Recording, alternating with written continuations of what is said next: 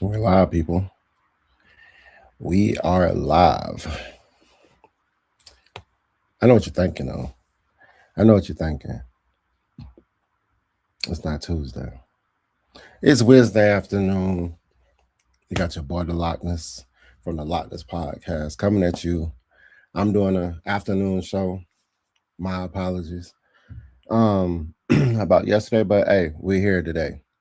I know it's gonna probably hit people by surprise that hey, this man did a show and we didn't even know. You know what I'm talking about? So I'm gonna go ahead and do my show, throw it out there, get all the comments as people come in. If anybody jumps in, go ahead and let me know in the chat where you're listening from, where you're viewing from, red and black in the chat. Um, so it's still let's talk about it with the Lochness.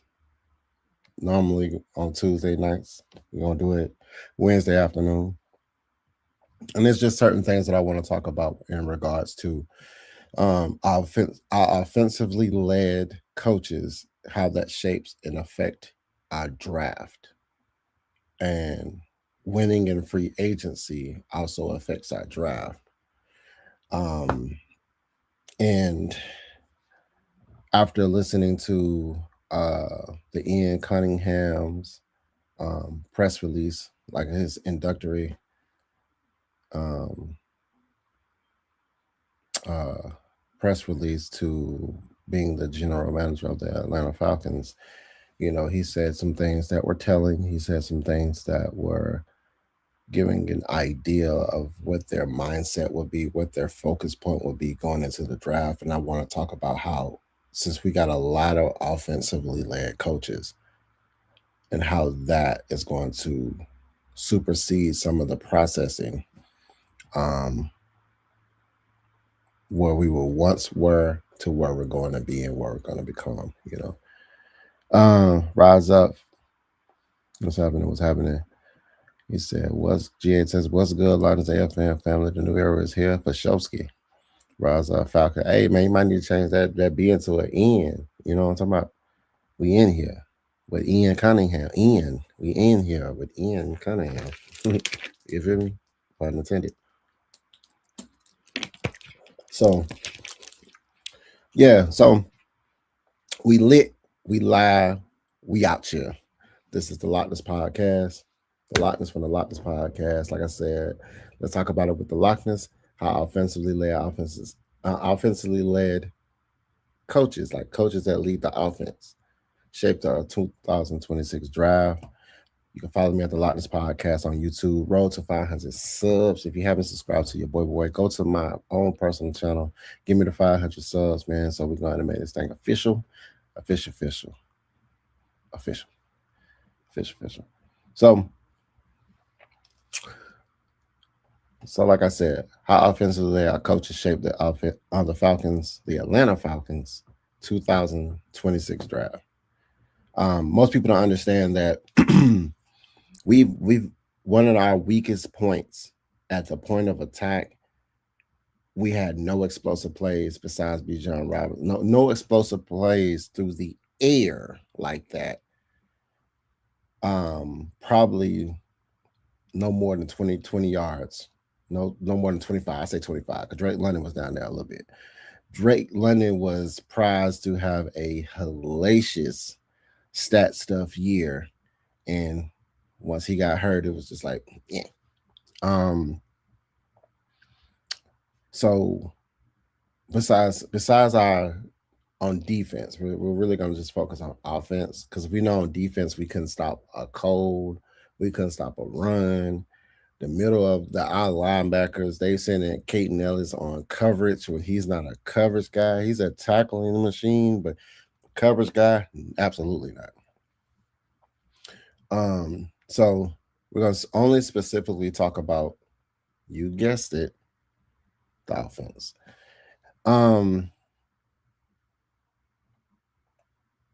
Ian Cunningham. We already talked about it. It was inklings in the through the grapevines about him being our GM, and obviously it happened. And he comes from the Bears.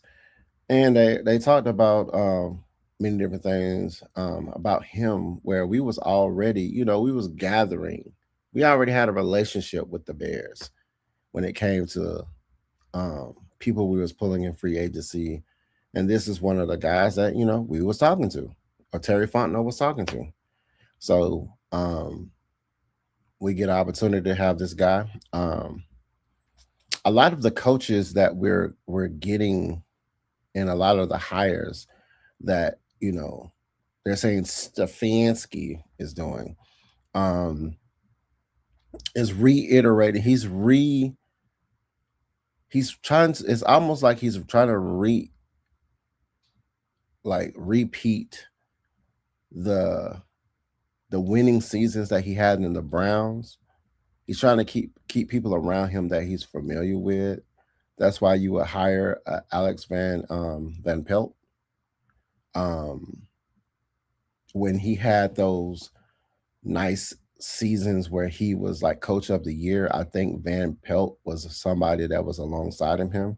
So a lot of people, like, it's not the flash in the pan names that people like really gravitate to. Like, you're not like a Clint Kubiak. Like, I talked about it in my last show about Clint Kubiak, and how people were like, "Oh man, why we didn't get Clint Kubiak?" And I was like, "Well, y'all wasn't asking for Clint Kubiak when he was with the Saints. You wasn't asking for him when he was with the Saints." I'm just being 100%. And it goes to show, and the mindset I wanted to put people in is the fact that if if a coach has a bad year with a team, that doesn't equate to him going to another team and having another bad year. Obviously, Clint Kubiak going to the Seahawks obviously turn it's all about the organization and the structure and the infrastructure and how it's ran, the coaches, the people that believe, the vision, the culture, the players, you know, that has a lot to do with it. So that's why when we pick Stefanski, people's like, "What are you doing?" I'm like, "What are you talking about? This dude has already been a head coach. He's not a first time head coach. He's already been in the trenches. He's already dealt with controversy and all this stuff that goes along with it. He already, and then like I said, they was like, "Oh, look at how he's doing Shador and this," and it was just like, "What are you talking about?" That may have not been his call. There's still a chain of command there, you know. Um, so with that being said, with somebody like Ian Cunningham, and I heard this on Falcon Sports. Shout out to Moose on Falcon Sports. Um, he talked about how Ian Cunningham had mentioned that, you know, they're gonna accrue more draft picks. So that means they're gonna draft down. They're gonna sell their draft pick for more draft picks. You know what I'm saying? They're gonna, you know, give up their draft position to pick later for more draft picks.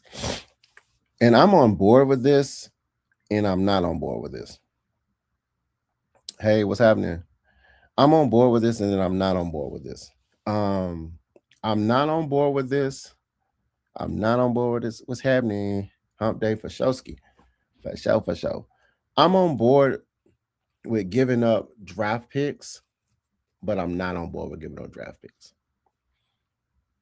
And I'm gonna tell you why. I've done so many mock drafts. I've done so many mock drafts. I've done so many mock drafts. But before I get into that category, the understanding is, to me, is what is it do we need? So in y'all opinion, the chat, tell me in y'all opinion, what is it that we need? Like, if you can name 3 different positions right now that we need to get in, and it's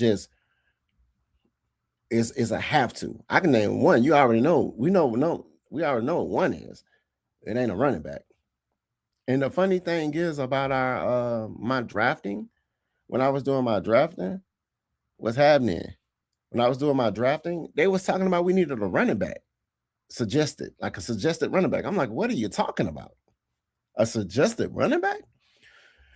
So So what are some positions? Like what is 3 positions that we need to fill ASAP Rocky? ASAP Rocky. So like, so I'm gonna put this up here. We're gonna come back to Ian Cunningham because Ian Cunningham wants to give up draft picks to get more draft picks. And a lot of people are like, yeah, we need to pick more people in the draft. You don't need to pick more people in. It's not about picking more bodies. You know, we made a killing in undrafted free, like undrafted, and we didn't see none of them people.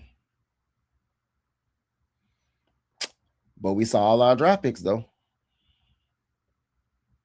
Only person we did see is Kobe Bryant. I think that's the only person we saw, Kobe Bryant, if I'm not mistaken.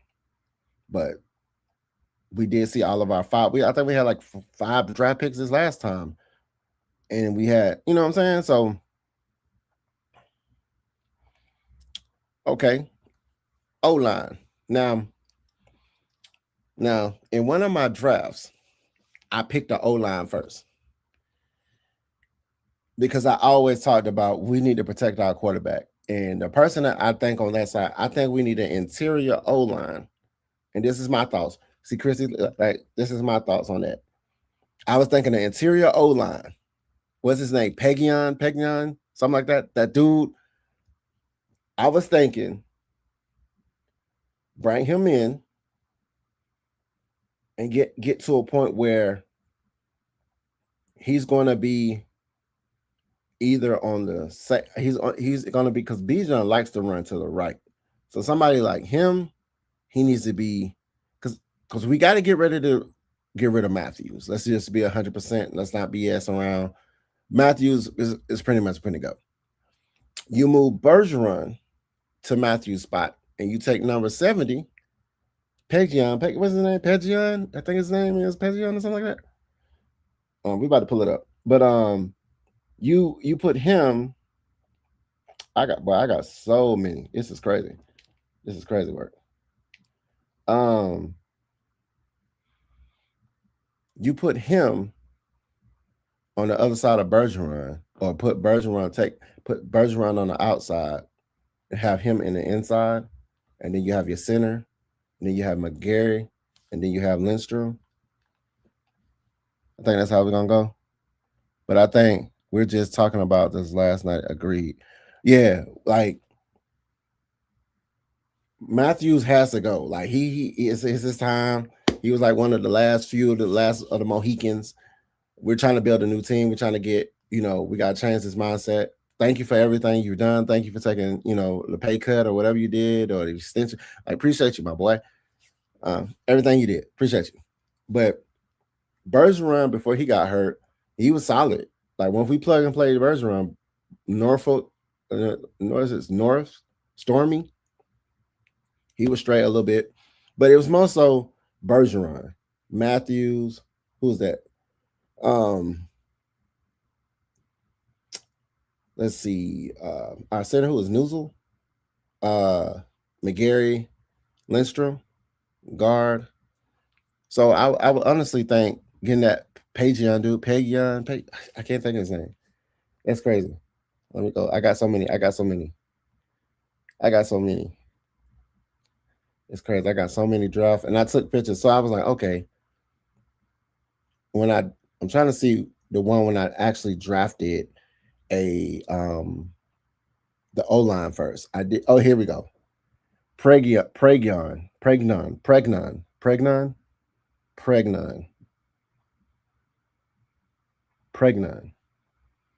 And it gave me an A+ on it. It gave me, you said, I think we can do a wide receiver first. So this is my thing about wide receiver. I would say go all in on offense in the draft. The only other position I wouldn't go all in, I would say, and like I said, hold on, I'm gonna get back. So y'all cooking right now. Let's cook. So in a perfect world, I was going wide receiver, cornerback, tight end, OT, wide receiver. That's my formula. In the draft that I drafted the O-line first, I went O-line, wide receiver, tight end, cornerback.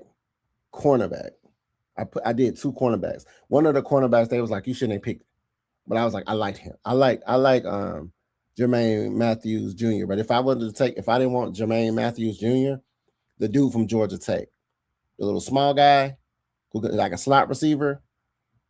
That's what we need. We need a small guy, slot receiver that can run past the dude from Georgia Tech. I think Coach Unchained did a short about him. Yeah, the dude from Georgia Tech. Rivers, if I'm not mistaken. Rivers, I think that's his last. Eric Rivers. So I honestly believe he said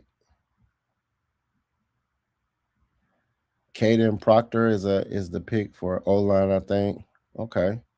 I looked at Proctor. I looked at him before.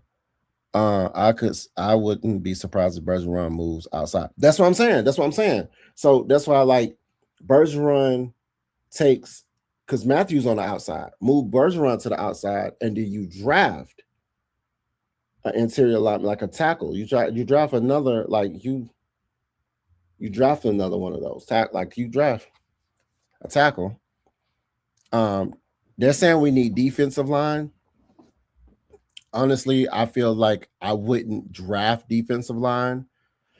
I hear that the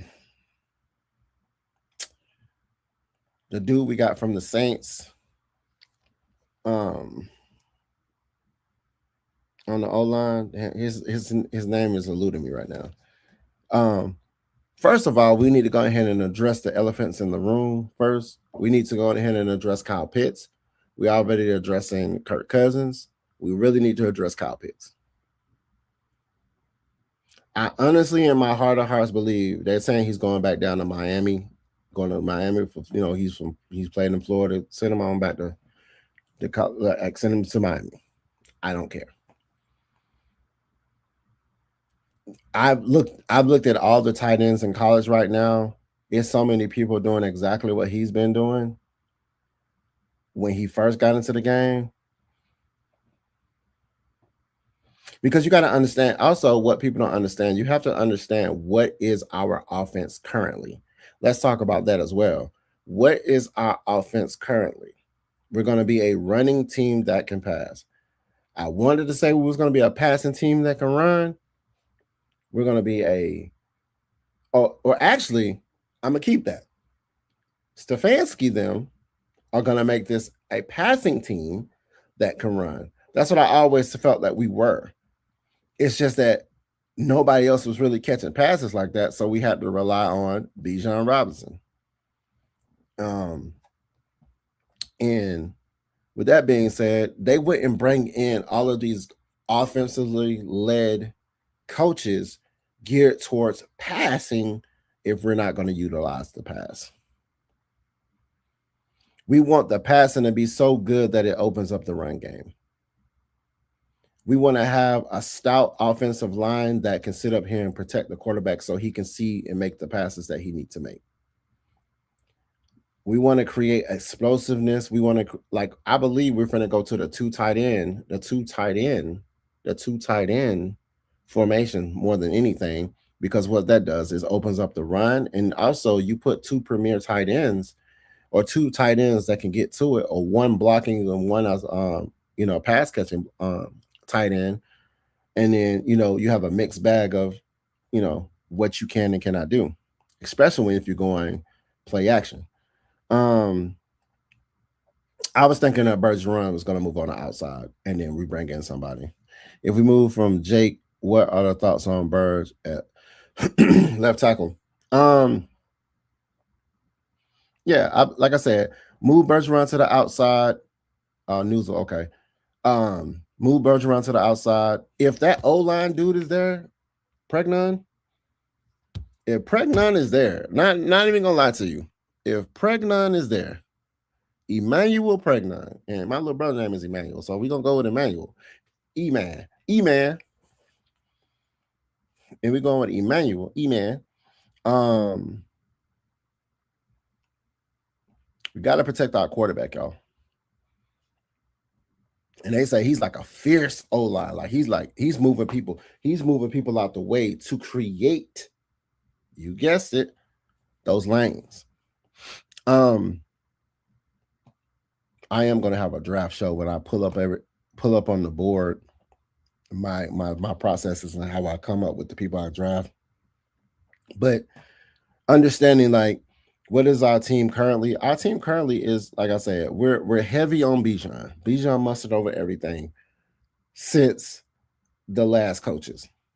This coach, we might be okay. We use Bijan. I mean, he had a Nick Chubb, I believe. So we're going to still run the ball. Bijan is going to be Bijan. It's just unfortunate. Like, it's not really unfortunate, but that's just how it is. Like, don't expect nothing less than that. Drake London is going to be Drake London, still wide receiver 1. We need a wide receiver 1. People, stop saying Pickens. We don't need Pickens. We don't need Pickens.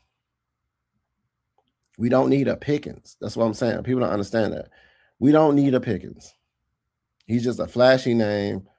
It's a reason why he left the Steelers. Is like, you know what I'm saying? It's reason for people. Like, so, and then the first thing they thought, even when we got Stefanski, what are you doing? Like, and then you see the complimentary coaches that are coming in since we got Stefanski. Since we got a Stefanski, and it's showing up with the coaching that we're creating. The coaching, I call it, I said the Atlanta Falcons coaches assemble. They're assembling the Avengers. They're trying to. Cade Mays, a free agent, and he's only 25. See, that's what I was going to say. See, you already on point. So I got several different, like all of my topics and takes, they all blend together because they all coexist together. It's just basically we having a conversation. How could we win in free agency? And that's a free agency. Free agency. I just realized that. Let's change that. How can we win in free agency? That's crazy. How can we win there? How can we win in free agency? I said free agency. Well, we can do that by and that's why I said Kyle Pitts. Oh, Onyemata. I think Onyemata is gone. Or going to be gone. Kyle Pitts, Kyle Pitts, Onyemata, Kirk Cousins. Before the March the 13th, 12th, 11th, 10th, 9th, March 1st. Kyle Pitts, you can let a Kyle Pitts walk.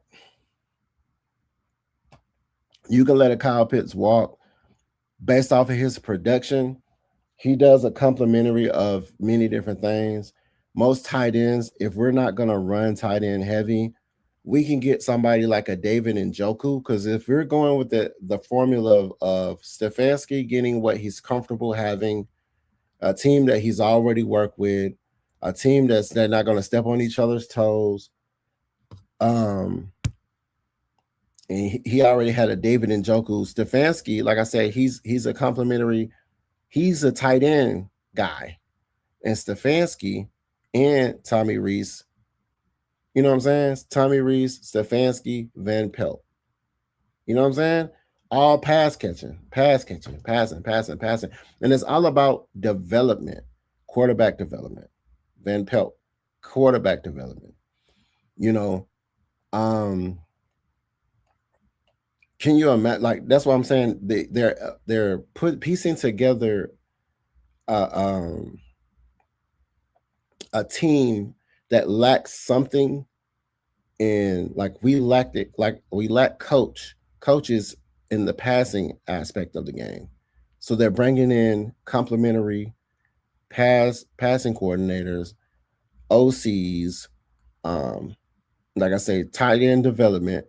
So saying if we don't let a Kyle Pitts go, say we franchise tag him, let Stefanski bring him in and say, hey, bro, Woo, woo, woo, woo. So can you imagine having a David Njoku, who was also up under Stefanski, had one, he's became like he was a premier tight end under Stefanski.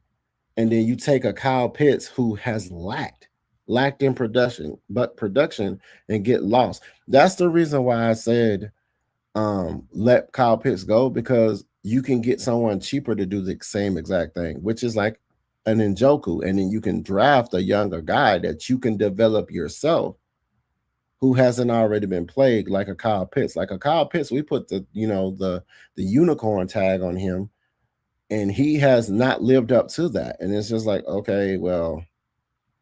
And then when Drake London went down, that's when he showed out against Tampa Bay, I believe.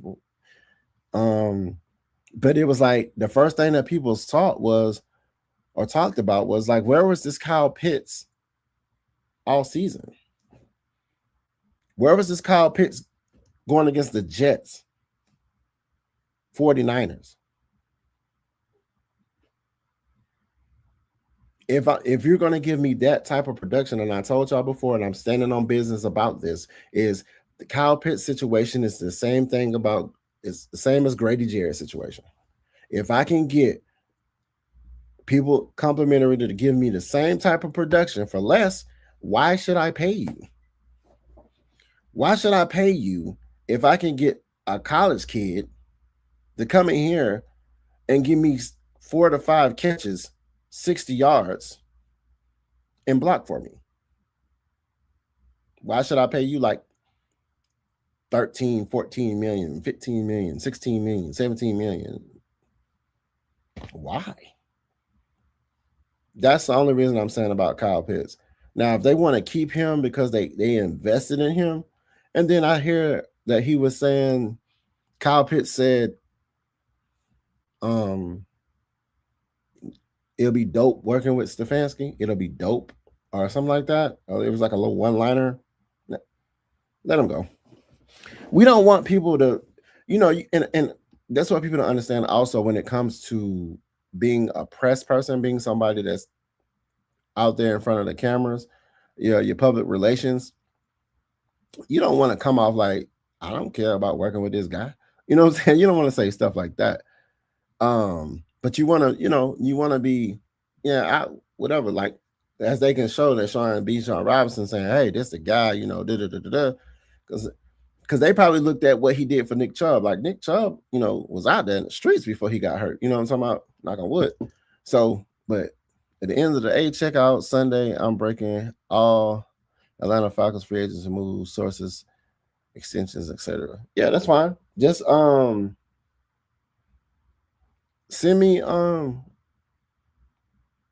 what's the name, bro? Just send me a message, bro. Let me know when it is. Remind me. I'm busy, bro. You gotta remind me. I'll pull up. Bro, I really have no idea. Kevin ran Jenkins into the ground. Andrew Berry had to trade Flacco and Pickens away to Shador and move up depth chart. They forced Kevin into a starting Shador. You get it. You get it. You get it. You said Joku's into the ground. Yeah, you said he ran him into the ground. He said, bro, you really have no idea. He ran him into the ground. Bro, at the end of the day, and I'll say this, can you say that Andy Reid he wasn't a good head coach with the Eagles? Can you say like, oh man, Andy Reid did Donovan McNabb wrong, T.O. wrong. Can never finish. Bad head coach, right? And then he go down there to Kansas City and he wins Super Bowls, right? It's the same thing. You got to use people for, like, when Njoku was there and Chubb, and at the end of the day, bro, it's all about culture standards. I can just because I worked over here at McDonald's and then I go to Burger King, and I might flourish in Burger King better than I was at McDonald's just because of how the structure and the culture and how everything is done. A way to should do to keep move up the depth chart. They've Kevin. Yeah, so it's like I mean, like I said, certain situations where when I say you get it, certain situations is out of your control, regardless of what. And some people be disgruntled. Can you imagine going in front of a camera and they ask you all these hard questions, and your brain you want to say, man, bump this or whatever, whatever, but you gotta like, yeah, well, they were the better team, or and then some people they get to a point they already know. I don't even want to do no press. I just leave. He said Kirk is gone. Pitts might be franchise tag. Pitts will be franchise tag. That's why it's important for, and that's what I'm saying. We got to win in free agency. We have to win in free agency. And winning in free agency means, to me, getting a defensive lineman so we don't have to draft a defensive lineman. Would I want us to go get some wide receivers? Absolutely. Absolutely. Go get some wide receivers. He said Mooney can be a June 1st cut. Mooney can be he's cut anyway. What's up? 3 Dirty with Handy. 12 personnel gonna be called a lot. I feel like no doubt. Oh yeah, 12 personnel. Right. Honestly, he said, what's up, 3 Dirty and Christy with Handy? He said, why Caden? I wouldn't say he's gone. I just saying we have to resign. I think he has to be resigned. He has to be somebody that we like. He's a tackler. He's a leader. Caden shouldn't be gone. He did get burnt a couple of times in the passing, but that's why he was utilized wrong. Like sometimes you utilize people the wrong way. You can't have this guy on a wide receiver too. I just feel like nothing wrong with Kate Ellis. We can re-sign Kate Ellis. We can save a lot of money with Kirk Cousins gone, Kyle Pitts gone. I think Onyemata is gone. I was saying the same thing. Nothing against Pitts, but does he really fit the scheme? The scheme of the things is going to be like I said, we're leaning towards, and I was saying a passing team that can run, but we're going to be a running team that can pass. Honestly, because we're going to feature Bijan is the feature. It used to be Kyle Pitts. It could have been Kyle Pitts, but it's not Kyle Pitts. Let him go. He hasn't proven to me in these years of being here, besides his first year and this last year, because this is contract year. Like, my boy gets lost in games. Like, it's crazy. He'll get 2 good catches, probably one for a first down and one when he's like 2 for first downs when you're unexpected. There he go. And then it's like, then you don't see him no more. There he go. Now you don't see him no more. Like that, literally like that. So I just can't. And then you can look like, well, look, he's getting production basically like a tight end that can't block. So that's what I'm saying. He reminds me of a Grady Jarrett situation where if I can get somebody to give me the same production and then give me something that you don't know how to do as well, there's no reason to keep you because you're going to cost me. The cost efficiency has to be low. For him, it's high. And plus, if he franchise tag him and he balls out this year, we're going to have to pay him. And he's going to be like I hate to say this man's name, a Devontae Freeman. When you get paid and all of a sudden you forget that you have legs to run. Once we paid Devontae Freeman, he forgot how to play after that.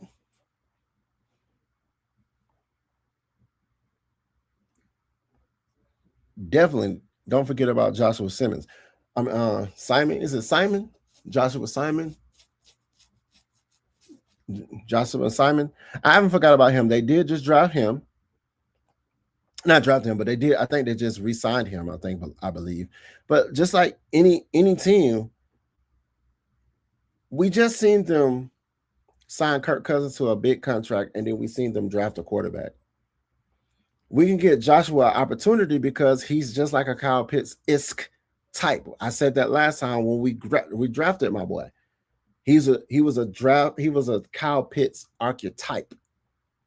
Nick Nash was a Drake London archetype, not a burner, a tall guy that 50-50 balls.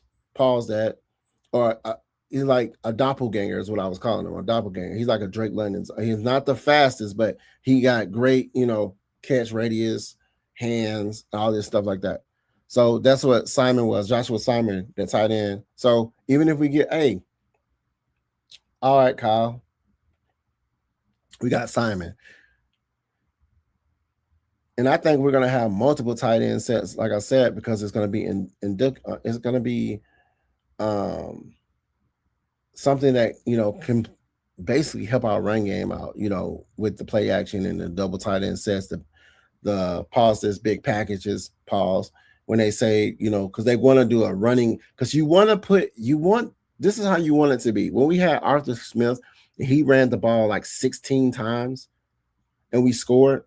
You want to have the most, like, you want to have the people the people in position to basically, they can see that we're going to run the ball, but there's nothing they can do about it.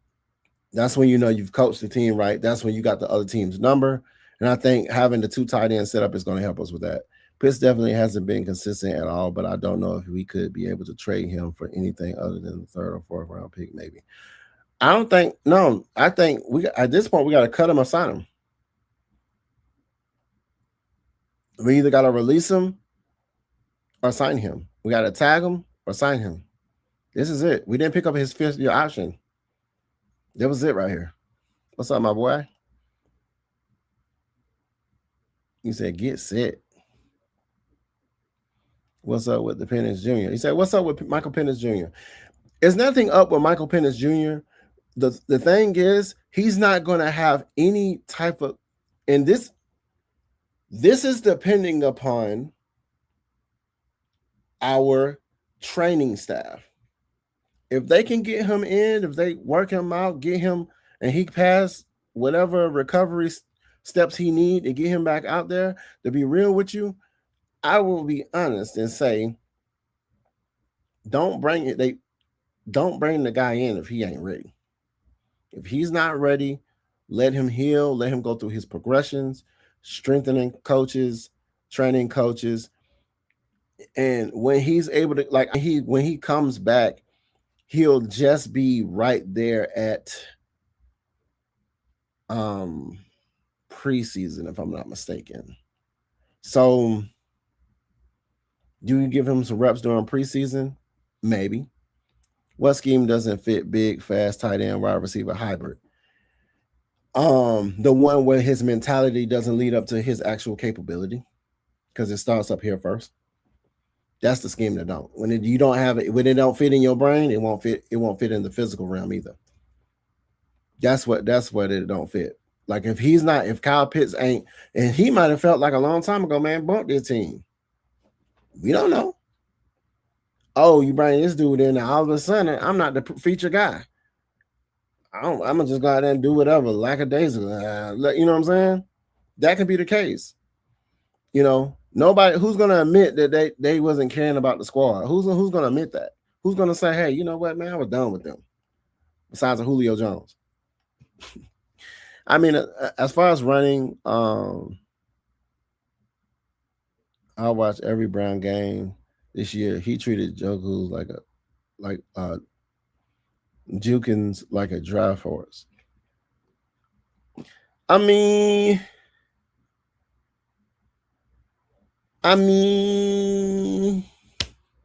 Njoku. So my thing is this. What's good?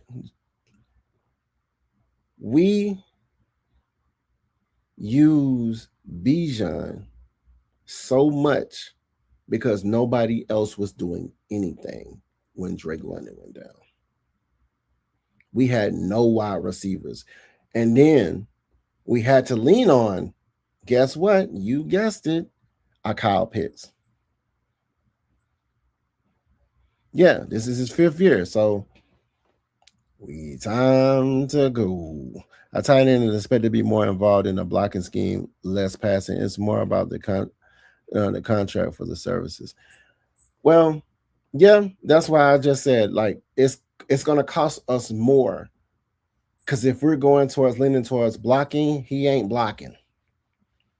He ain't blocking. He ain't trying to block. He's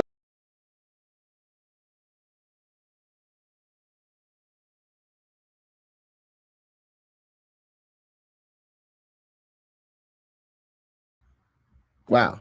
I don't know what just happened. I'm back. Like, I don't know what just happened. See, they didn't want me to say that. They're like, hey. If he ain't blocking, get off of him. Well, he ain't blocking. Like, regardless of what, he ain't blocking. So at the end of the day, at the end of the day, we can still draft somebody that can block. Hell, we got a guy that we bring in that's a tight end that every time Bijan runs the ball, more than likely we put him in motion to run behind him because he's a great blocker. He's supposed to be the intermediate guy anyway. Kyle Pitts is a ball dominant tight end. He's a featured tight end. We don't need him to be a featured tight end. That's why his production. He has the production. He's a ball dominant tight end. We don't have that. Can you imagine when the Patriots had Hernandez and like I said, Kyle Pitts and Gronkowski had both of those guys? Who was getting the bulk of the passes? Gronkowski. Both of them was straight though, big guys. Pause that. But Gronkowski, he was just a beast in his own right. He'll get the ball and I swear we need somebody like that. He'll block as well. He know, and some people don't. Some people roles. People I gotta understand this. This is a team. It's a team effort, and we gotta understand the role. Kyle Pitts probably was like, "Hey man, he ain't really the ball ain't going to me anyway, so I'm just like I'm not gonna run like I'm trying to get open." Or they would double team him, and then because they'll know like we're double team Kyle Pitts, is either gonna go to Bijan, and then nobody else was doing anything.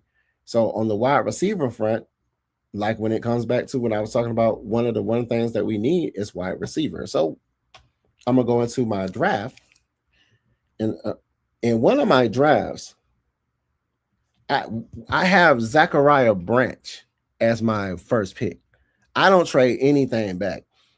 That's why I say winning in free agency, and then because get use your 5 picks and get the 5 guys you definitely know you can plug and play. Use your free agency to get complementary players that already can coexist in this ecosystem that we already have that is called the Atlanta Falcons. If that guy from Detroit Lions, that defensive lineman that we just need him on the inside, a true nose guard, a nose tackle, get that guy to stuff up, the inside. Pause that. Yeah, we'll pause that because we don't know who insides it is. So pause that. So I got a Zachariah Branch as my first pick, as like on my 48th pick, because I feel like he's gonna drop. Most people don't understand. Like they're like, man, Zachariah, he's dope. The dude from Georgia, the wide receiver from Georgia. He's going to drop, y'all, and he can drop right into our hands. Pause that. And he's gonna drop only because there's so much other needs that people need that pushes him back to us. And I feel like that will be nice because once you draft somebody from Georgia that also is a hometown kid, or just from like you know what I'm saying, that played for the college of UGA, I think that also gives people more like his jersey sales. People will come to the games to see him play. You know what I'm saying? All that stuff equates to that. The QB is the featured player. Fest. You saying the featured player on the offense? The Ladybirds last night talked about Joe Flacco. We can use a Joe Flacco who can still give us a veteran presence that doesn't cost us that much, and we can still make some stuff happen for him. Do you think? And then somebody say, Joe Flacco, are you crazy? What are you talking about? Not no Joe Flacco. But then you say something. If I say, hey, if I told you before Sam Darnold went to the Seahawks and I say, hey, let's get Sam Darnold. Y'all like, hell no. He was switched up with 4 different teams. Not no Sam Darnold. Fuck that. I'm not going to get no Sam Darnold. Right? Not Sam Darnold. Who wants him? And then he went to the Seahawks, and guess who's in the Super Bowl? Right. Right. What happened when the Eagles went down? Who was it? What's that guy? Oh my God. What's that coach? I mean, the quarterback name. Y'all know who Flacco took over for, and he ended up winning the Super Bowl for him in the Eagles. He had a stupid season, got hurt. Flacco took over and won the Super Bowl. And then I think the Flacco won the Super Bowl for the Ravens, right? Am I not mistaken? Structure is set up for good of the business, and the right people have to be found out, but it doesn't mean they're not talented. Yeah, for sure. There's a lot of talented people out there. Brown passed on. Yeah, I believe it. The proof was what the tight end you need. The proof, that's proof of what tight end you need. Yeah. Yeah. If you got you said I'll get more draft picks. We don't have to get more draft picks, y'all. You know what? You know why people was whining? And it goes into the mindset of this. When people was like, we don't even have a first round draft pick. And I was like, yes, we do. We got 2. We got them the year before. We got 2 proven players. How can you lose with that? We had, I think, 5 draft picks last year, I believe. And we hit on every last one of them. Carson Wentz. Thank you. And that was Nick Foles. My fault. Nick Foles. But that's my point. Okay, Flacco won with the Ravens, right? But you see how Nick Foles came in and he took them there. So it's like any given Sunday. Or who got the biggest purse? You know. He said, what about Malik Willis? What about him? Malik Willis is another mobile quarterback. I really want us to get away from this Michael Vick experience. I don't have any problem with Malik Willis. Yeah. I don't have a problem with Malik Willis.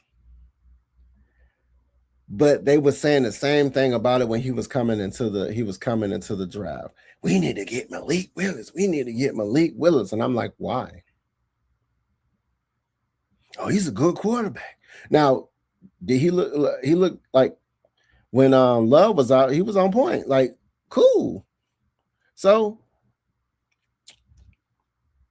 we're at a point where we can't be experimenting with players.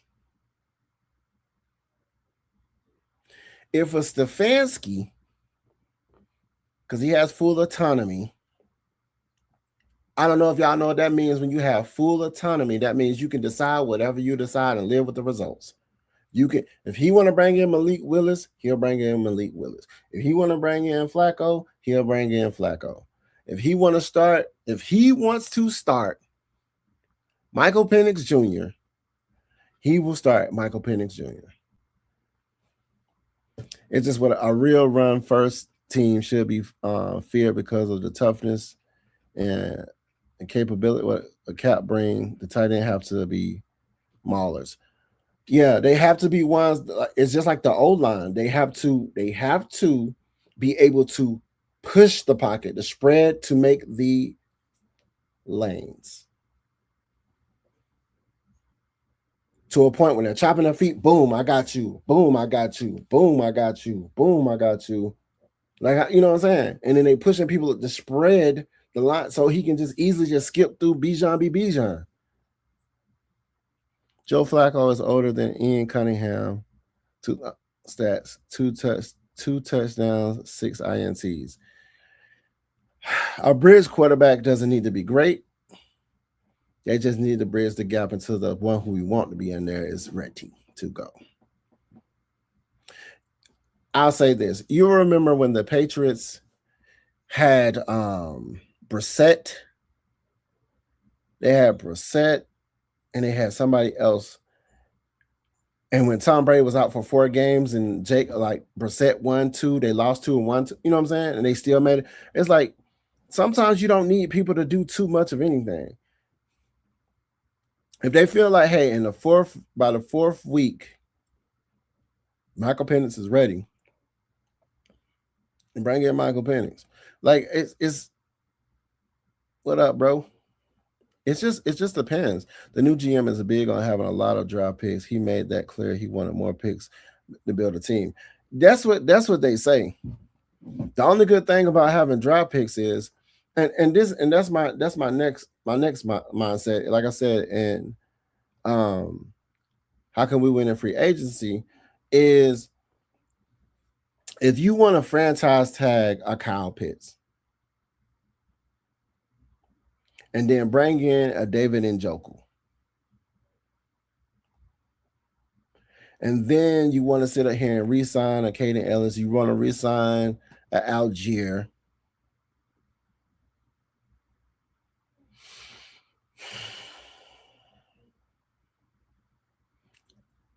The easier way to do this is if you almost keep the same team. And I would say that's another way you almost keep the same team, because in this draft, there's a lot of opportunity. I even had in one of my draft picks, I even had us picking what is it, Surratt? I even had Surratt on. I drafted, okay, my draft, this is how I went. Didn't trade anything. I got Branch as my 48 pick. My 79th pick, I got Deontay Scott, the Miami cornerback.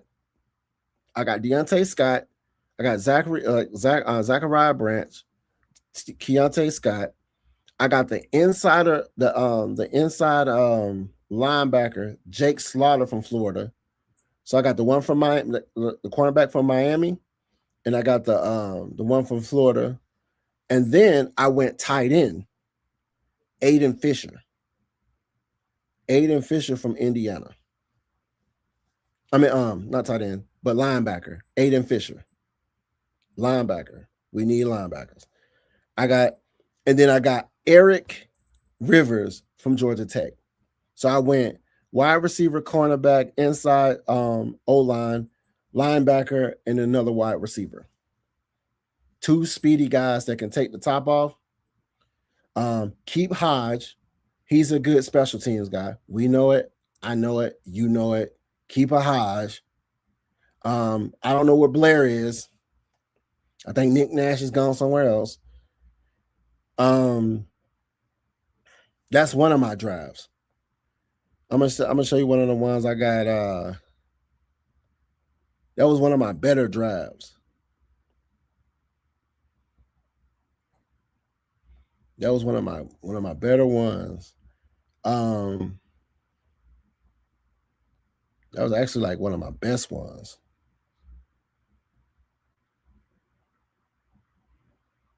Yeah, that was one of my best ones when I got those guys. Because you got to think about it. On my defensive line, if we're getting rid of Anyamata, Ruka they're coming. He's coming up. He was the Grady Jarrett replacement. We need to get the guy from Detroit Lions who's a free agency. I think. Get him. He's a run stopping D-line. He can be like a good nose tackle. We need another cover corner, right? We need another linebacker, and we need another defensive lineman. I honestly believe we need a plug-and-play corner.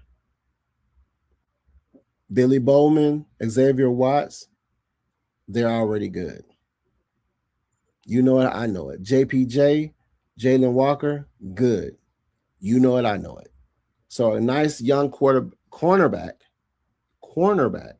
nice cover man-to-man cornerback that can shore up the other side with AJ Terrell. AJ Terrell got burnt a couple times too. He wasn't a shutdown corner, but we don't need them to be a shutdown corner. We just need them to hold. We need, like I said, the pressure is going to get the quarterback to throw early. And hopefully with our dogs we got back there, because a good little minute on our team, you know it, I know it, they wasn't throwing on our team like that. So it's a possibility we can get a Zachariah Branch. It's a possibility we can get a Keontae Scott. Keontae Scott is a plug and play. Zachariah Branch is a plug and play. I even got the dude from Ohio State, cornerback, Davison in Bulgason, cornerback from Ohio State. Then I got a defensive lineman from Texas to be my nose tackle. Cole, what's his name? Cole Brevard. And then of course I went back to Eric Rivers. Eric Rivers from Georgia Tech, he's gonna drop tremendously. Sometimes people like it's the size. Pause that. It's how small someone is. They be like, yeah, you know, he can't. You just needed somebody that can take the top off. But this is the one when I did a draft. I got Elijah Surratt. I got an A for that. Not an A plus. I got an A plus for Georgia tight end, on-time wide receiver. Elijah Surratt is going to still be there because between Surratt and Zachariah Branch, unless some team just wants some super, it's like this here. If somebody's willing to go offensively stout when it comes to wide receiver, we need to go get the O-line. We need to go get an O-line person that can take over, that can an interior O-line person next to the next to Bergeron. They still giving me Keontae Scott. And then I ended up going Albert Regis, the defensive lineman from Texas A&M.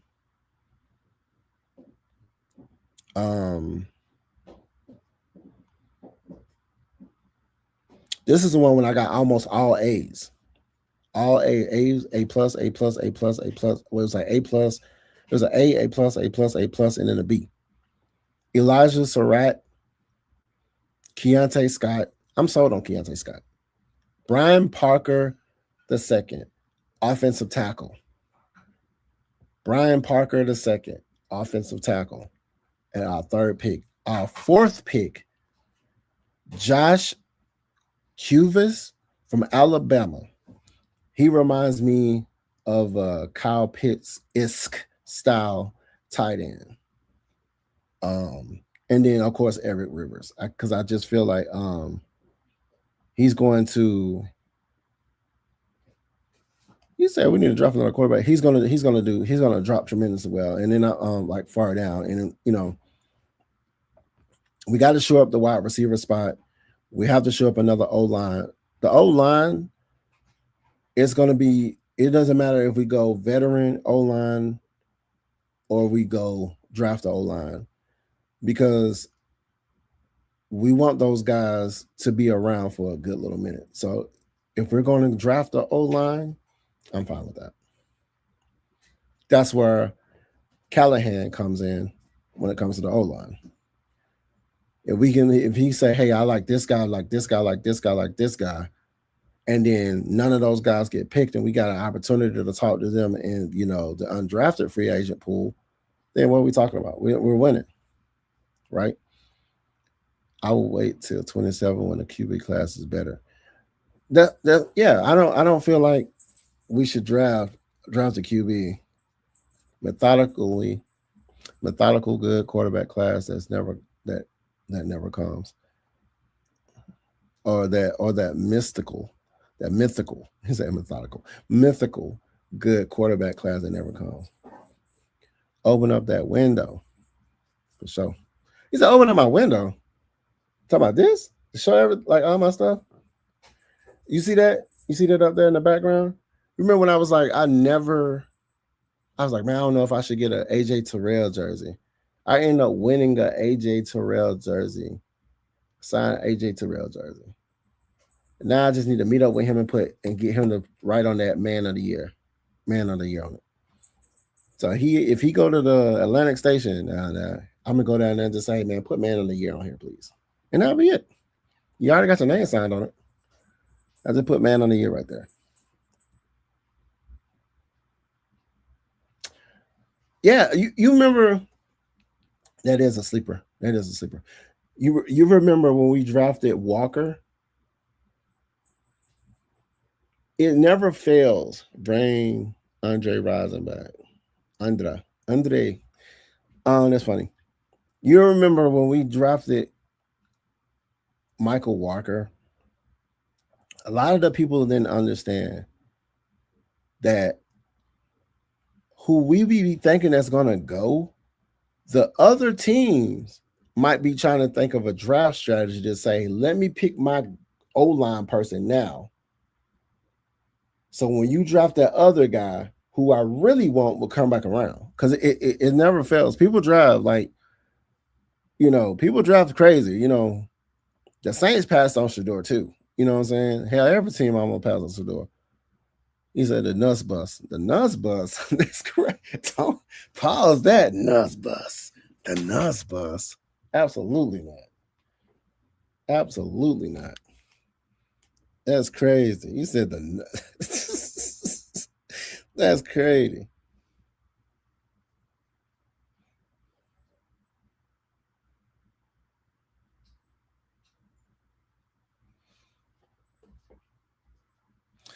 I'm thinking that also because of the wide receiver room, we need to address the trenches and free agent is possible. Yeah, that's what I'm saying. It's like we got to win in free agency, everyone. Like we got to win in free agency, and free agency we can shore up certain areas that we don't have to worry about drafting. Like getting multiple draft picks. Nah.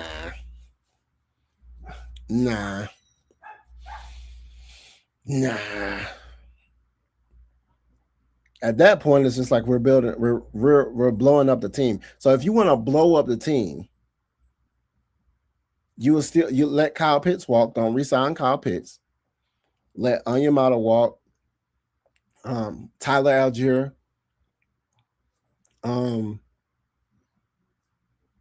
Because it's like I said, if it's up to Stefanski and it's what he wants, if you believe it's what he wants, but Matt Ryan is over the president of football. It's checks and balances here. We need a good middle linebacker. Yeah, I drafted one. Like the few, like there's so much potential out here. Y'all don't understand. We don't need people that are. Look at our defense. I know I'm talking about offense, but look at our defense. What is it on our defense do you think we need that we would just have to draft? Or do you feel like what we need on our defense, you would rather have a veteran person in those positions? Would you rather have a linebacker that's young or a veteran linebacker? Would you rather have a cornerback that's young or a veteran cornerback? And another safety. They said we needed another safety, which is crazy to me. But another strong safety. It's crazy.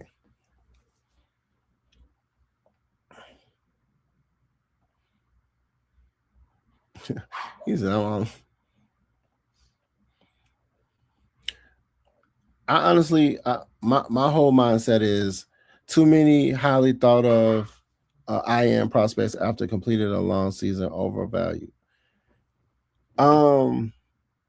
They are. A lot of people are overvalued. It's all about because it's a lot of plug and play players, but you got to get complementary players. That's why when people say somebody like get Pickens, Why? Drake London doesn't do a good enough job. If we're going to get a ball dominant wide receiver that's going to take away, like they said it best, like if I have a person that's out there, if just think about it like this. If I'm contracted as a wide receiver and I got to get 8 to 9 touches, targets,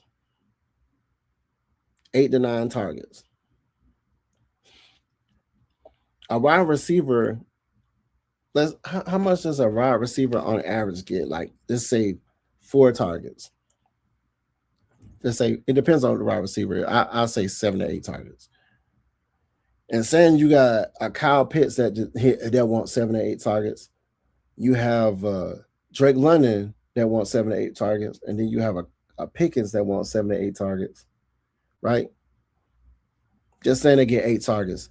That's 32 targets a game.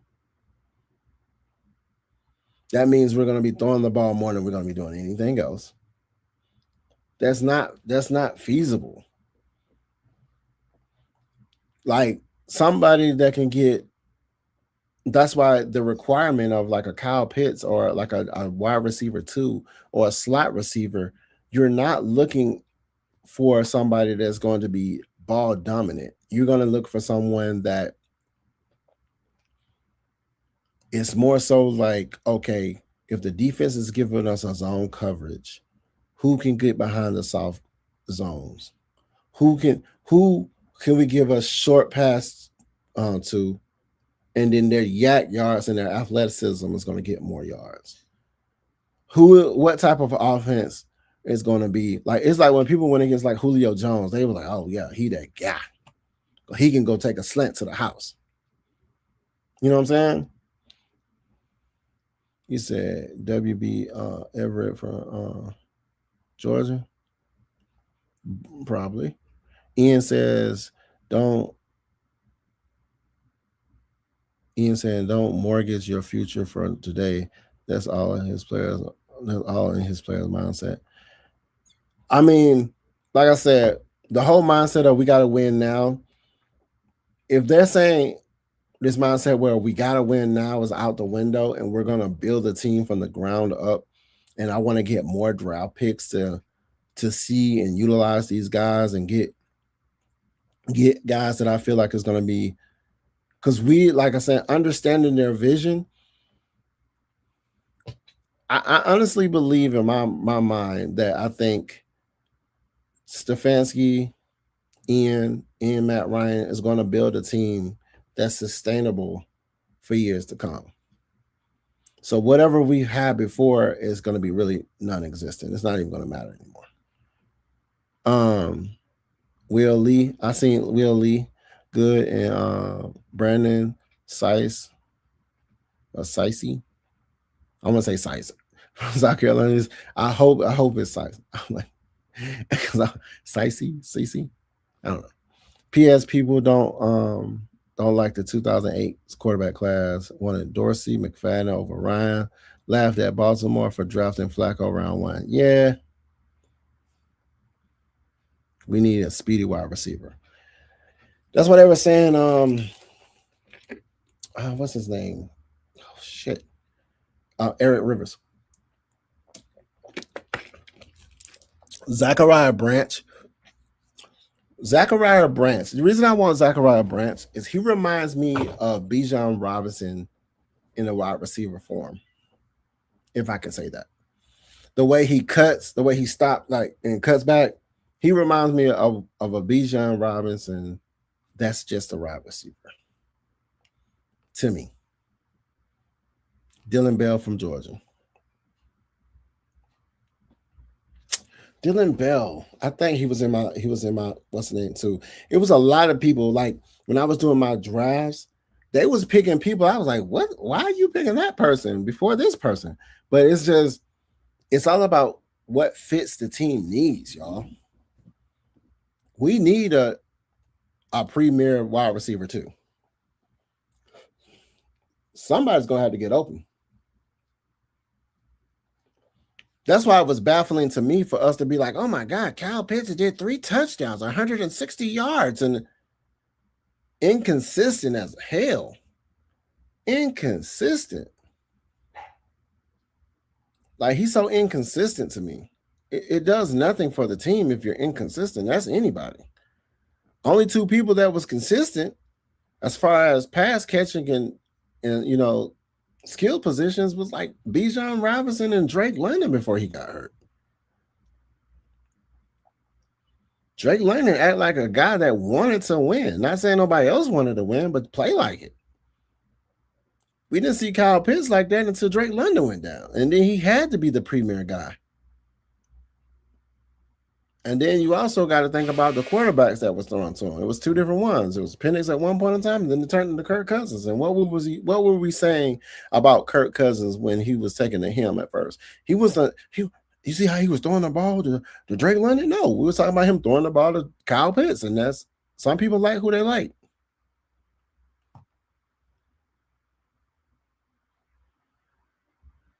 So that's why it's important for us to bring in quarterback coaches. It's important for us to bring in passing offensive coordinators and all these guys that can understand where to play ball placement and developing quarterbacks, because that's one thing that somebody like Michael Penix did not have. He did not have like development around him like that.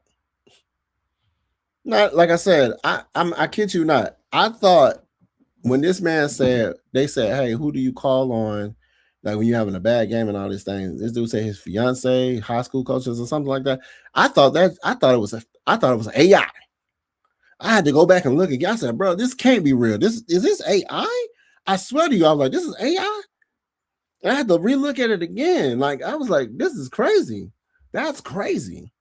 So, like I said, and I said it before, bad coaching failed this team. And we don't know what team we're finna get next year or this year. Only thing we can hope for is this team. I mean, the coaching staff. Can we at least say this? I did, like I said before, and I asked this question. So we're in the Q&A section. Can y'all answer this question for me? Can y'all answer this question for the Lochness? Can you say that Stefanski is better than Raheem Morris? Now, can you say that the coaches assembled as of today is better than the coaches that we had before from last year, the 2 years of Raheem Morris? Can you say this coaching staff right here is better than the coaching staff that Raheem had like last year? We'll just say last year. We kept Ulbrich. I like saying Ulbrich, because their defense, our defense wasn't shabby, y'all. Our defense was pretty good. We had great sack numbers. And we had awesome pressure, and we finally got to the quarterback, and we got 2 proven rookies. We got 4 proven rookies. Billy Bowman before he got hurt, but he's going to be back out there. You said on paper. See, I was thinking that same thing. On paper. So, okay, you said on paper.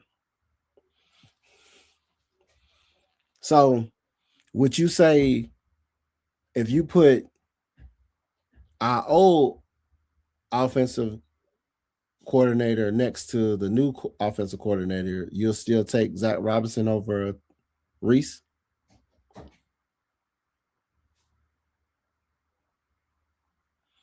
Our old defensive coordinator is still our same news defensive coordinator, so that counts us out.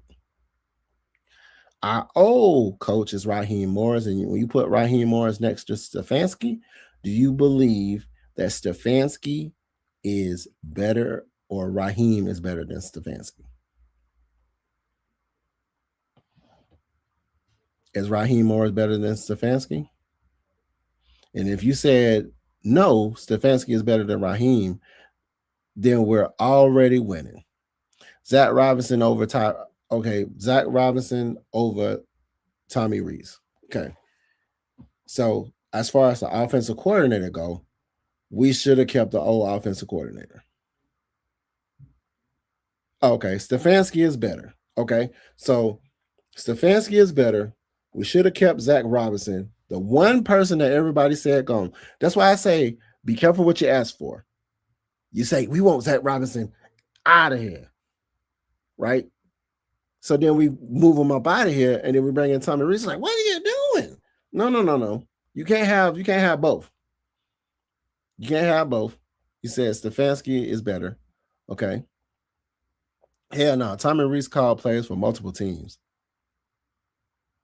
So calling plays for multiple teams and Zach Robinson first time calling plays. This is what I'm telling people. See, people need to do their homework. So you saying somebody first time calling plays is better than somebody that's been calling plays for multiple teams. So experience don't matter. Experiences don't matter. Or does experience matter? And what you do in the experience. Because you can't say the same thing. Like, that's why I gave up the ideal of if we would have been Sam Darnold's 15, if I would have told you, let's go get Sam Darnold, nobody would have said, hell no, don't get no Sam Darnold. He been passed around like 4 times, 4 different teams. Why the hell we want Sam Darnold? Hell no, we want no Sam Darnold. And then, but you look at him now with the Seahawks, everybody on him. It's the same thing with Clint Kubiak. Nobody was calling for Clint Kubiak when he was with the Saints. Y'all wasn't saying, let's go get Clint Kubiak from the Saints. What were we saying? We was going to go get Clint from the Saints? So y'all are proving y'all own. It's like y'all contradicting the mindset. Like some of us are contradicting the mindset that we've been thinking, like, because we see somebody doing great now, we want that shiny new toy. But it's the same toy that was over there in the box when it was with the Saints. That's that same quarterback that was passed around by 4 different teams before he went to the Seahawks. Now he in the Super Bowl. Dylan Bell could be Deebo Samuel type. Yeah, gadget guy, get to it, slot guy. Our staffing was a laughing stock. So can we agree this coaching staff is better than last 2 years coaching staff, even that we kept Hubert? Can we agree to that? If we can agree that this coaching staff we have today is better than last year's coaching staff, then guess what we have just done, y'all? We've just improved. I hear so many people whining and because we don't get the team, we don't get the big names that everybody want. You want to have a team. Can you imagine? Did you see the coaching staff we have when we had that super coaching staff? And then all of these guys are off OCs and head coaches and stuff. Right? It's going to be hard to get that. It's going to be hard to get that. You think about a Callahan who had the Dallas Cowboys. You remember, like I said, you remember when the Dallas Cowboys, you could not penetrate the offensive line. They had the best line. We have that guy who had orchestrated to make sure that line be premier for years. We have him.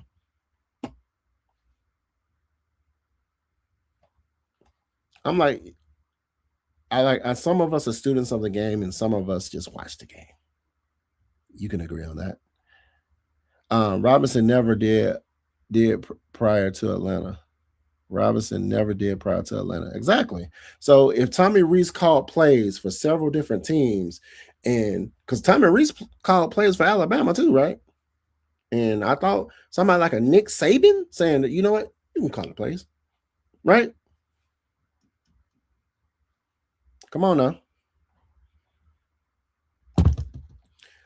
Y'all got to understand too, Zach had to go for real.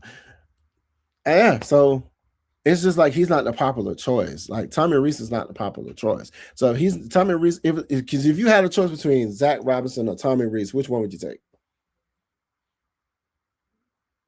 If you had a choice between Zach Robinson or Tommy Rees, Stefanski already worked with this guy. So familiarity is always a plus. Hey, I've already worked with this person. They already can give me what I need. This is what we need to do. Blase, blase. He said, I told people to trust the process after everyone was mad at the Stefanski hire. I said that same thing in one of you go look at my other videos. I said, can the Falcons fans trust the process? Is one of my shows. Can the Falcons fans trust the process? Are we going to give them are we going to allow them to cook? Are we going to allow them to do their job and trust that we're going to bring in the people we need?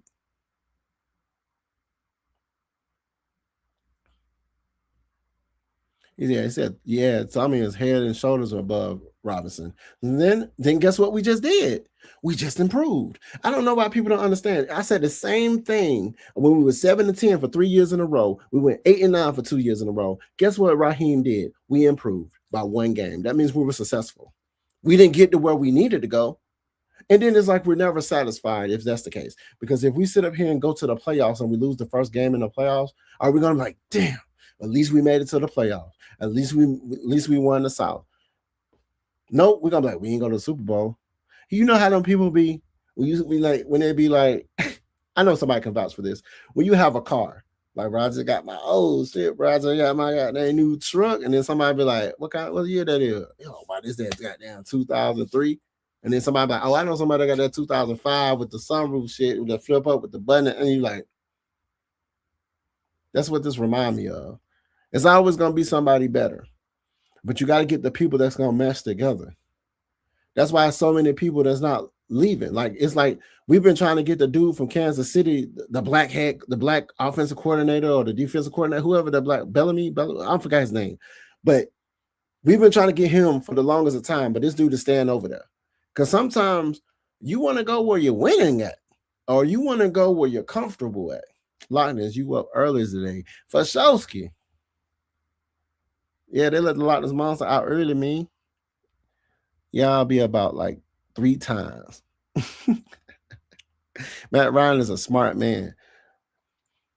And I dissected that aspect of a quarterback running the offensive mind of a quarterback and the tacticianness of a for how that can play on people that are, because you got to think about it. The offensive, like our coaches and people we have in position, I don't know too in kind of, but like Matt Ryan, they're gonna try to emulate that whole 2016. Like, what did you have? What did you have around you? What was the culture around you? That winning culture that got you having the 5th best, you know what I'm saying, offense in NFL history with Matt Ryan. You know, with you at the helm, Matt Ryan.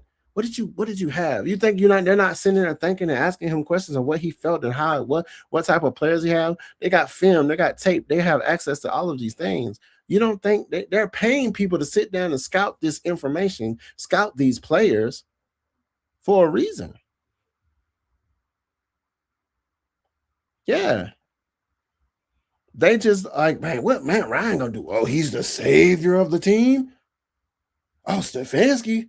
Stefanski. Who wants Stefanski? Who wants a Stefanski? But we can agree that Stefanski is better than Raheem. If Stefanski is better than Raheem, then that's nothing to complain about. That's just like getting some food. Hey man, what you eating? Beans and bread. Well, I got this burger from McDonald's. From McDonald's though? Is it better than them beans and bread? No, I don't know, man. Because you know how to, like, it's just like, or you were saying something like, oh man, what you eating? A mayonnaise sandwich. You know, you old school. You know that old school, a sugar sandwich. What you eating now? A bologna sandwich. I don't even like bologna, but it's better than a mayonnaise sandwich. At least you got mayonnaise and bologna on that. You know what I'm saying? It's like understanding like we have improved. What's up, fam? Matt City? Oh, he's a former player. Couscous. I'm gonna check him out. Yeah, Eric Benamy or something like that on the Bears now. He did work with Stefanski in Minnesota. Yeah, exactly. So it's like it took him a minute to move from there, right? He was with, and then you see he left. He left when that machine is breaking down in Kansas City. They ain't getting them calls like they used to. So now that team is going under. You know, who knows what's up, and we'll put people in positions to succeed. Yeah, it's so much like we talked about it like this. And I really don't want to use that, so I'm not gonna use that. Who was coming down here to work with Raheem Morris? Who was him? Who did he have ties to that he can just be like, hey, bro, come on down here, my boy. I got this team. Hey, I got Atlanta. I got Atlanta for you. Do you look and see what Stefanski and a Matt Ryan has came up with? Look at the team that we have put together to induce a positive influence on where we're trying to go.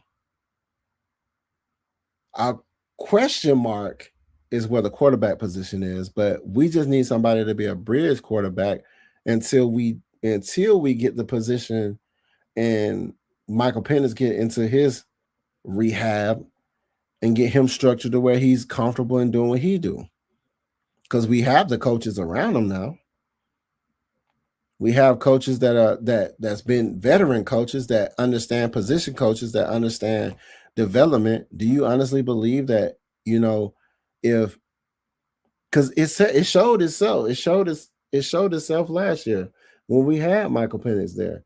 This man said himself he had nobody to call on to the team. No coaches, old coaches that ain't even on the staff. My fiance, who don't even work for the Falcons. It's like, what are we talking about right now? Eric B sucked at UCLA.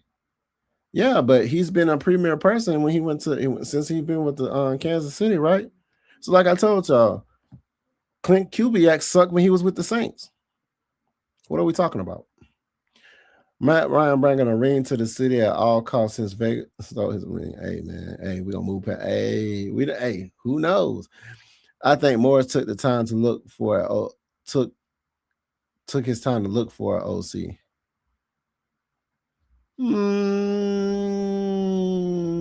But he also took his homeboy, because it's all about, like, we don't understand. Like, I mean, we need to understand this is sometimes some people might not want to come down here. That my nah, bro. I'm good. He said, "Help me."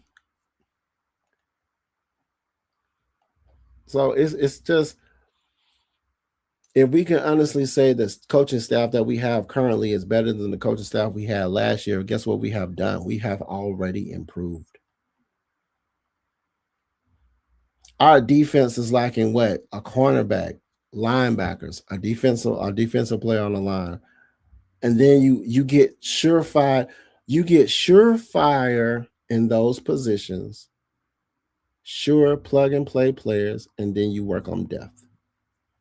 Then you get a complementary player that's almost just as or just as good, and you're able to rotate them during certain packages. Some people are good at coverage. Some people are good at run stopping. Sometimes you want to call those players where, hey, they probably finna run, so we're going to put our run stoppers in. Hey, they probably finna do this. We're going to put our run, so we got so much experience compared to last coaching staff. Exactly.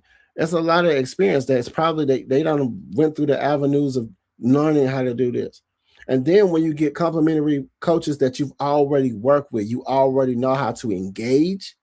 You know how easy it is to say, hey, man, you remember how we did this? This how you see this? What you see? Oh, yeah, what you see, bro? It's easier. And it ain't a whole bunch of egos floating around. We've already worked with each other. I already know what I'm getting with this guy. We have this thing. Let me lean on you to try to feel like, we call it support. We support each other.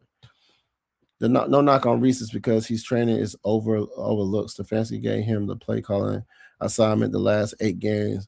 Why we bring his protege with him? Yeah, exactly. Why would he bring somebody that's possibly he just saying that we go win a playoff game this year and we get there, but we lose in a championship game. It's almost at the Super Bowl, and then next year this man go off and go be his head coach somewhere. We don't know. We don't know. He said, I'm sleeping better at night. Fans have to let these men do their jobs instead of complaining, especially when you see good change in their face. That exactly, JB. It's like positive change, like, bruh, like it's there. If that's not the case, then we can't say. If we can't say, that's why I asked, hey, Mike, if I know what's happening, Ask Maggie Feltner the same thing. Well, actually, you can't be Maggie Feltner no more. Feltner was fired, so it's gonna be Maggie Reese. Maggie T. Reese. T. Reese. Pun intended. So, actually, it's gonna be Maggie Cunningham, I guess. Yeah, it'd be Maggie Cunningham. My bad, Maggie Cunningham. But I still Maggie T. But understanding that, and I had asked her that, is Stefanski better than Raheem Morris? And we say yes, we've improved. If we can say Tommy Reese is better than Zach Robinson, guess what we did? We improved. Who was that? Who was our O-line coach? Lefford? Is it Lefford? I think he was a good O-line coach. I think, right? Lefford. Yeah, Maggie McRyan. You know, Maggie T. Ryan. Maggie Ryan. Okay. Maggie T. Cunningham. Okay. Yeah, Maggie T. Cunningham. They sound better. They got a good ring to it. Maggie T. Cunningham. But who was our old offensive O-line coach? It was Letford, right? Or somebody. They wasn't bad either. But I'm gonna say this: if I got a guy that makes some premier O-lines and a guy that just it's a difference between being good and being great, and then being legendary, right? Everybody you can be bad, okay, good, great, awesome, legendary. If we already had a good O-line coach, but we got one that's damn near can make some legendary line, would you want the legendary person or the good person? That's how you gotta look at it. Because in order for us, and people need to understand this, in order for us to change the culture of this team, we had to cut this team out. We have to get rid of damn near everybody that has some influence in the culture of the business, the team, the organization, and it starts with the front office. Because so we can say Falcons fans can be vibe killers. They can be their own, like regardless of what. How many times that the Cowboys fans think they're gonna go to the Super Bowl and still be the Seahawks? Nobody was talking about the Seahawks, man, and they still had arguably one of the loudest stadiums in the building. Like, you know, it's just what it is. Like, we just want to win. We want to win how we want to win. Oh, Dwayne Lefford. Okay, he was a good O-line coach, right? But Bill Callahan is like legendary status. Because they can be like, hey, if you're such a good O-line coach, they still came in and hurt that guy. He still came in and hurt Penix in the trenches. Kind of half gonna be on Jake ass. Pause that. Yeah, man. Lefford compared to Callahan is like comparing Wemby to Duncan. Yeah, that's what I'm saying. Wemby's cool. Like, Wemby's good. Lanky, doing his thing. But Tim Duncan, though, that's legendary, bro. Tim Duncan, different. Like, that's different. Maggie First Lady of AFN, the Sanu interview was fire. Like, that's another reason, like, bro, I know I didn't feel good like last night, but how can I have a show after you have a Sanu interview? That was crazy. I'm like, what? I come here and just start talking to you, hey guys. I'm like, man, get out of here. Like, who you bringing up, Lochness? Besides yourself. Shout out to Sanu, my boy. Hey man, we trying to get some other people up on here. I said, man, I was telling, hey, I try to get I'm finna try to contact this guy. I'm finna try to campaign. I'm about to try to campaign to get this guy. If I have this guy up here, my whole man, Lefford is good, but not great. Yeah, that's what I'm saying. It's one thing about being good, great, awesome, and legendary. He was good, but Good with no cigar. That's what they say. Special teams was hilarious. Who is our special teams coach? Who is that?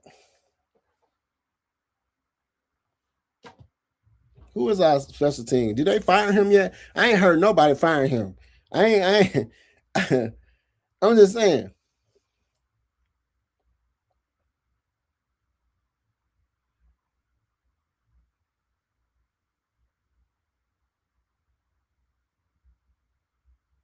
Hold on.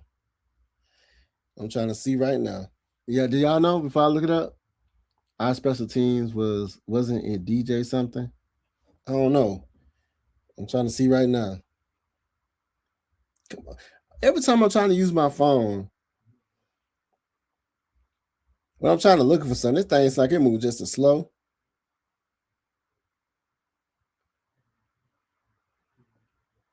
It was Craig.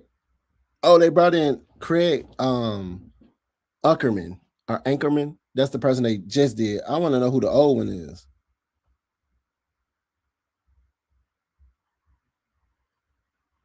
Maurice Williams. Maurice Williams. Maurice Williams. Yeah. Gotta go. Gotta go. Gotta go. Up out of here. I'm not even gonna cap and say our special team is what's killed us on a lot of games. And it's disheartening when you playing your ass off. Do you know that game where Drake London went for 3 tuds? I think we still lost that game. Did we still lose that game?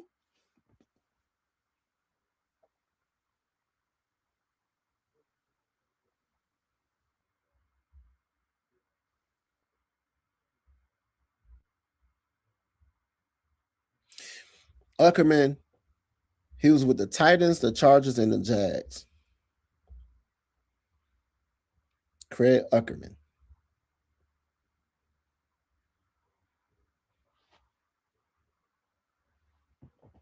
Bro, we had a whole kicker fiasco. But that's what I'm saying. We had a whole kick. Like we could have beat. Just think if we would have beat Tampa Bay that first game with cool kicker, whatever. Like we could have won overtime or whatever.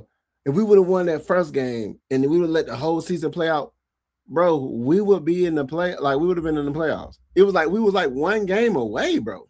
Literally, beating the Jets, Miami, even the like we was literally one game away,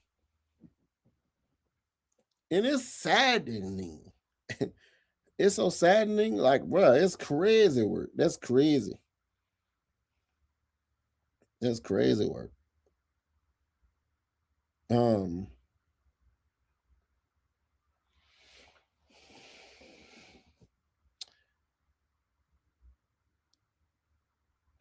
trying to see. All right, that's crazy. Yep, lost to the Panthers. Yeah, we lost to the Panthers. Like, even if we would have beat the Panthers one game, we would have been in the playoffs. And Raheem would still be here. So, like I said, yes, he would. So it's like it's as frustrating as our team was, and as frustrating as our last 5 seasons have been, even longer, 8 seasons without a playoff berth. We can sit here today and say what the Avengers that have assembled today is better than what we had in the last 5 years. So we got more experience in the positions that we have. We have created guys with more experience, and it's probably easier to work with. They came down here like it assembled kind of quickly. And a lot of people don't understand about even with the Clint Kubiak situation where they was just like, why did you? And it was just like, well, he's still going to the playoffs. I mean, he's still going to the Super Bowl. He's going to the Super Bowl now, or he still had the playoffs to do. We needed somebody now to go ahead and start reshaping and structuring this team before the draft and all of these things. So it's a who did it? God did. God did. Who did it? God did. Yeah, for sure.